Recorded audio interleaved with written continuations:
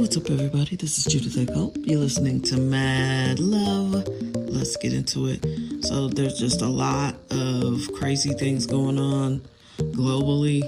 Trump seems deranged. There are a lot of things to be very, very concerned about.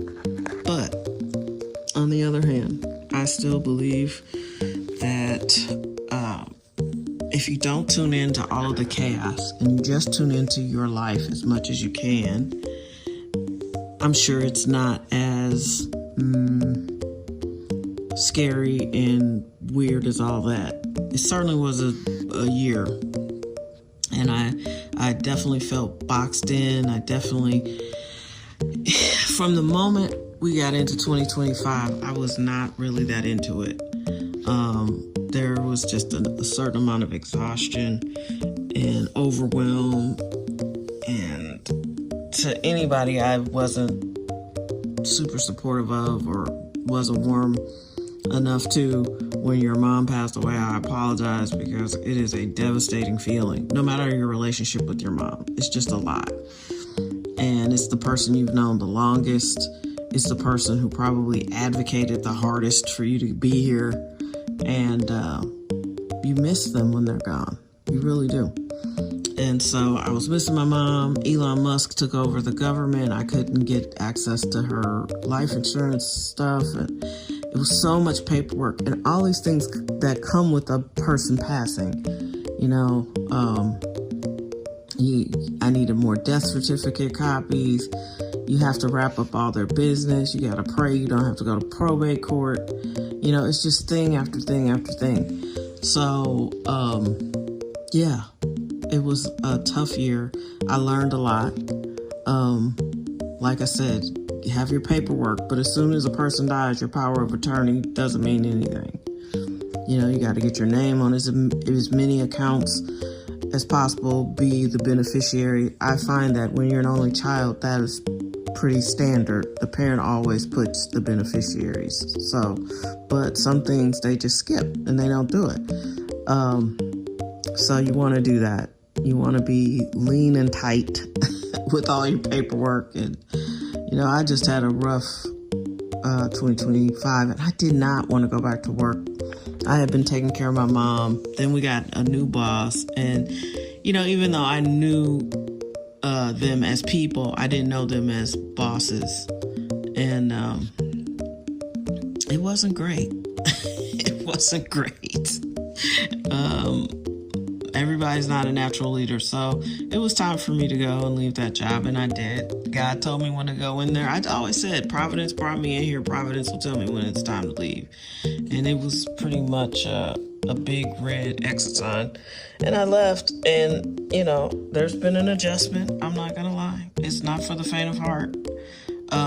But you just got to get out here and take a chance and maybe step out of your comfort zone and see what's out here for you, because, my blood pressure was through the roof, and when it doesn't come down, that's all stress. It's just stress. And right now I'm figuring the biggest flex in the world is to be able to sleep until you're ready to wake up. That is a humongous flex and a great feeling. So, anyway, do what you got to do. Stay strong, stay focused, be your best self, meditate, pray, allow God to give you the answers. Because a lot of times your ego is going to be like, yeah. I was trying to counsel a friend yesterday, and I don't give people advice. I tell people what I do and see if it works for them too. And so, I just kept saying, what am I missing, God? What am I missing? What's trying to emerge through me during this time? Like, what is the lesson here? And you get answers, but sometimes your ego will be like, yeah, that was great, but do this instead. But like, if you really get still, you'll get an answer. And it might make you uncomfortable because it's not the answer that's convenient for the world. It's not the answer that's convenient for your bills to get paid on time. It's stressful. It's rough. We're going to go through a huge financial crisis.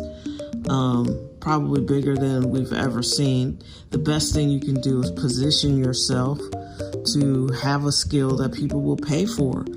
And the biggest op in the world is that nobody will pay you money.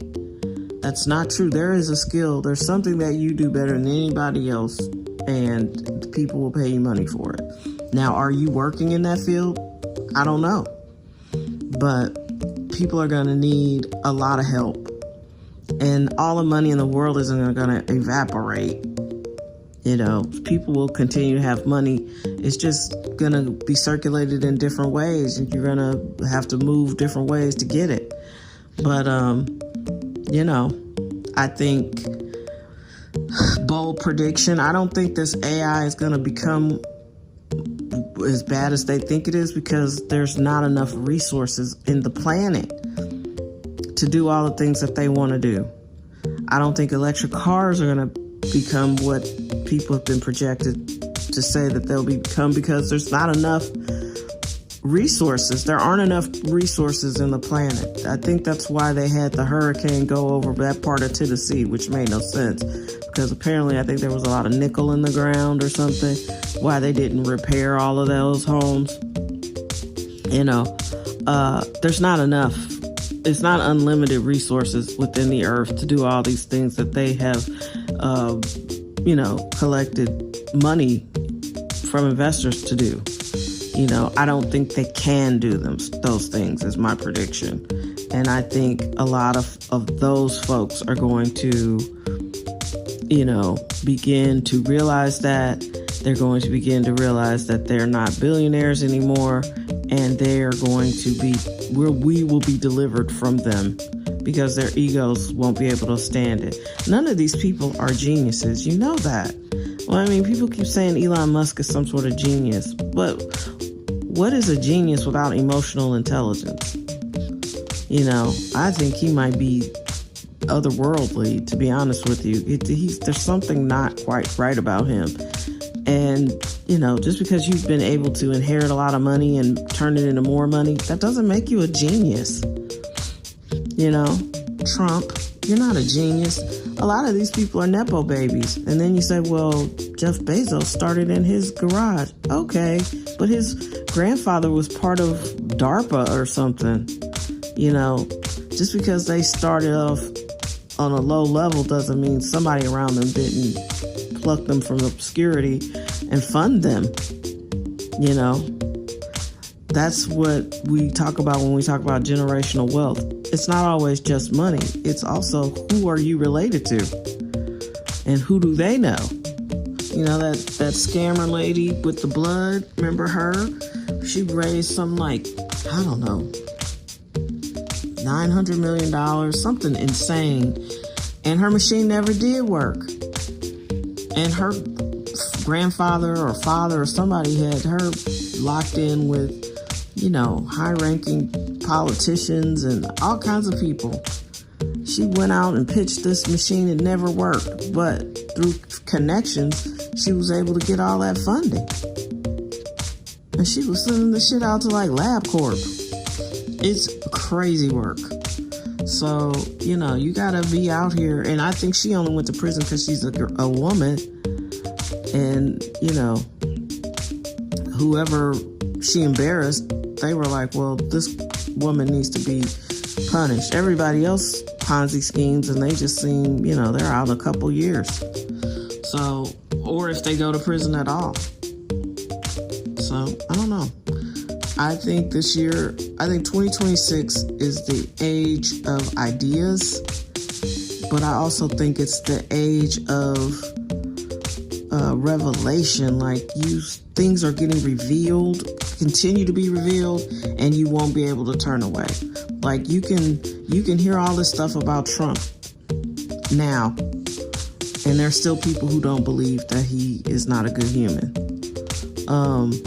But it'll be undeniable in 2026.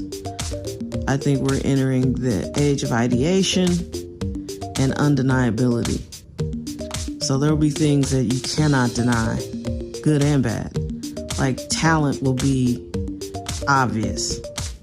And I get it. People are worried about AI and what's real and but I'm saying that's going to force people to do things in real life and validate that they are who they say they are in real life, that they can sing the songs or write the music or do whatever it is because they've had to do it in real life. Because people won't believe it until they see it. So that leaves us a scale of being able to really witness beautiful things. And that's going to be exciting, And I do think a lot of the stuff that people are terrified is going to happen is not going to happen because there are certain things that are just finite, And I'm sure that it will emerge when people need it, but not when these greedy corporations need it. The era of greed is over. Greed wasn't good, Gordon Gekko. So, yeah, I believe this is the door opening to a lot of really, really beautiful, interesting, elevated, spiritually elevated, much higher vibration and frequency, just times. I didn't say it eloquently, but I feel like we are about to witness the beauty of what makes us human. And all those people who've been trying to make it not good to be a human, who have been trying to destroy us physically, mentally, spiritually, the people who tried these horrible psyops on us, these people who have placed their own greed over humanity, I think they're really going to get their comeuppance. Yeah, and I don't know what it looks like, but it's going to be something to behold. And it'll be noteworthy, and it'll be undeniable that that's what's happening. And that's what God put on my heart to say and to share. So stay encouraged, as my dad would say. Be of good cheer and know that you are not alone, that you have a spirit team, you have God, you have your angels and your ancestors watching over you. Nobody got brought this far that's worth saving to not be saved, right?